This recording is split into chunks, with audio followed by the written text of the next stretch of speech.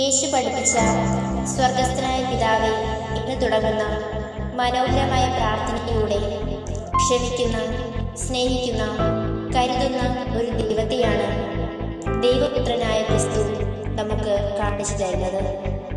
സ്ഥിരതയോടെ ദൈവത്തോട് പ്രാർത്ഥിച്ചു കൊണ്ടിരിക്കുകയും അവൻ്റെ വാതിലിൽ മുട്ടുകയും ദൈവത്തെ അന്വേഷിക്കുകയും ചെയ്യുമ്പോഴാണ് നമ്മുടെ പ്രാർത്ഥനകൾക്ക് ഉത്തരം ലഭിക്കുക. യേശുവിൻ്റെ വാക്കുകളാണ് നമ്മുടെ പ്രാർത്ഥനകൾക്ക് ഉറപ്പു നൽകുന്നത്.